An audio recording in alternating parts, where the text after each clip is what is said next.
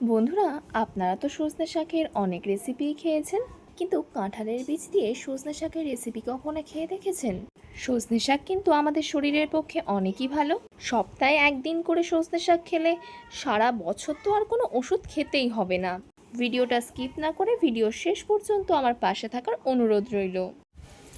নমস্কার বন্ধুরা, আবার নতুন ভিডিও নিয়ে আপনাদের সামনে হাজির হয়েছি। আমার চ্যানেলে নতুন হয়ে থাকলে চ্যানেলটিকে সাবস্ক্রাইব করে আমার পাশে থাকবেন। চলুন আর কথা না বাড়িয়ে ভিডিওটা শুরু করা যাক।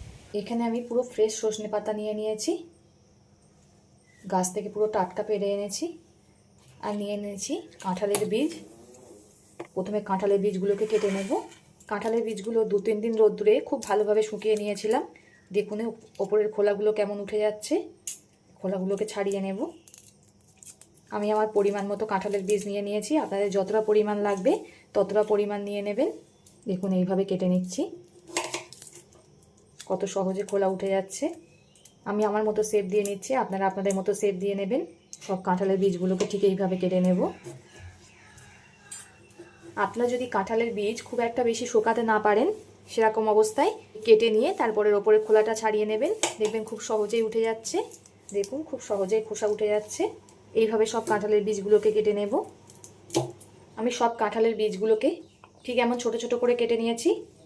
আপনারা আপনাদের মতো শেপ দিয়ে নেবেন। এবার সজনে পাতাগুলোকে ছাড়িয়ে নেব।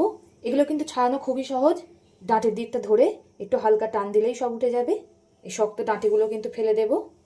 বন্ধুরা, সজনে পাতার কিন্তু অনেক গুণাগুণ আছে, বলে শেষ করা যাবে না। আপনাদের সঙ্গে কিছু গুণাগুণ শেয়ার করি। এতে কিন্তু প্রচুর পরিমাণে ক্যালসিয়াম আছে। যাদের শরীরে ক্যালসিয়ামের ঘাটতি আছে তারা ওষুধ না খেয়ে এটা কিন্তু খেয়ে দেখবেন। আরও অনেক গুণাগুণ আছে।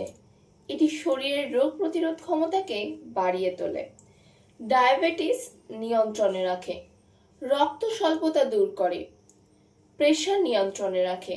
যাদের হাই প্রেশার আছে ওষুধ না খেয়ে কিন্তু সজনে পাতা খেয়ে দেখবেন, অবশ্যই কিন্তু ফল পাবেন।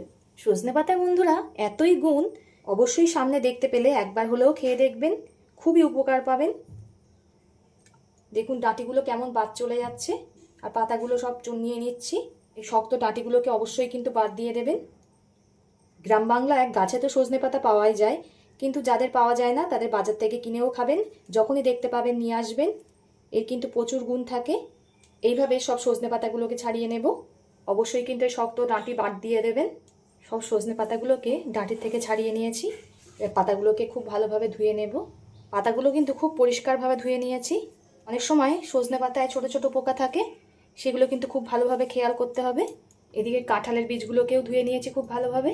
এদিকে গ্যাসে একটা কড়া বসিয়ে দিয়েছি। এতে দিয়ে দেব অল্প করে জল। এতে এবার দিয়ে দেব অল্প করে লবণ। এই জলে ধুয়ে রাখা সজনে পাতাগুলো দিয়ে দেব।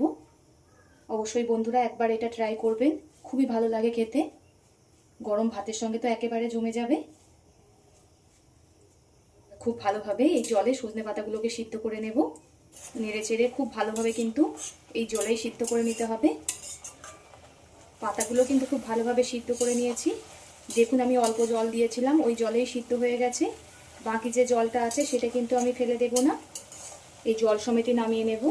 শাকটা নামিয়ে কড়াটা আবার গরম হতে বসিয়ে দিয়েছি। এতে দিয়ে দেব সর্ষের তেল। তেলটা খুব ভালোভাবে গরম হয়ে গেছে।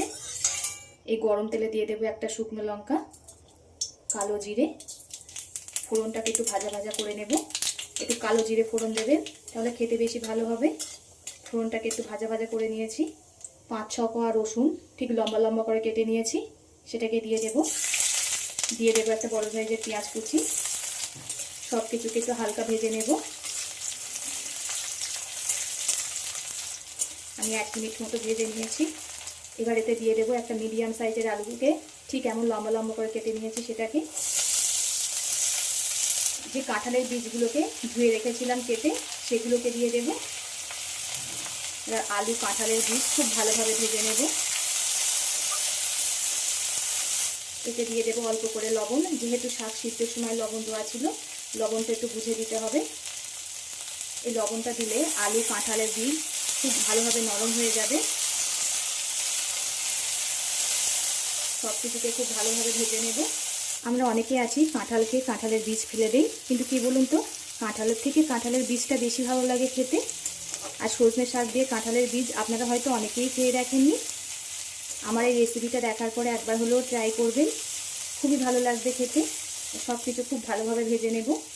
সব কিছু কিন্তু আমার খুব ভালোভাবে ভাজা হয়ে গেছে। এবার এতে সিদ্ধ করে রাখা সজনে শাকটা দিয়ে দেব। বন্ধুরা, আমি কিন্তু যে জলেই সিদ্ধ করেছিলাম সেই জল সমেতে দিয়ে দিলাম। সজনে শাকের পুষ্টি গুণাগুণ কিন্তু জলের সঙ্গে ফেলা যায়নি। খুব ভালোভাবে এবার ভেজে নেব। এতে এবার দিয়ে দেবো অল্প করে হলুদ গুঁড়ো। দেখুন শাক সিদ্ধর পরেও কত সুন্দর কালার রয়েছে। সজনে শাকের এত গুণাগুণ সপ্তাহে যদি একদিন করে খান তাহলে কোনো রকম প্রেশার সুগারের ওষুধ খেতে হবে না। সজনে শাকের অনেক গুণাগুণ আছে, কিন্তু বলে শেষ করা যাবে না। তাই আপনারা চেষ্টা করবেন সপ্তাহে অন্তত একদিন করে খাওয়ার। খুব ভালোভাবে ভেজে নেব। দেখুন একেবারে শুকনো শুকনো হয়ে গেছে। এবার এতে দিয়ে দেব এই চামচের মাপ করে হাফ চামচ চিনি। যেহেতু শাক একটু মিষ্টি মিষ্টি হলেই ভালো লাগবে। আপনারা যদি কেউ চিনিটা স্কিপ করতে চান তাহলে স্কিপ করে দেবেন। মিষ্টির পরিমাণটা আপনারা স্বাদ মতো দিয়ে দেবেন, যে যেমন খেতে পছন্দ করেন। বা যারা মিষ্টি খান না তারা চিনিটাকে স্কিপ করে দেবেন। আবার একটু ভেজে নেব। খুব একটা বেশি কিন্তু মশলা টশলা লাগে না, কিন্তু খেতে লাগে অসাধারণ। আমার কিন্তু ভাজা হয়ে গেছে, নামিয়ে নেব। আশা করি এই সিম্পলভাবে তৈরি করা শাকের রেসিপিটা আপনাদের সকলেরই ভালো লেগেছে। কার কেমন লেগেছে অবশ্যই কমেন্ট করে জানাবেন।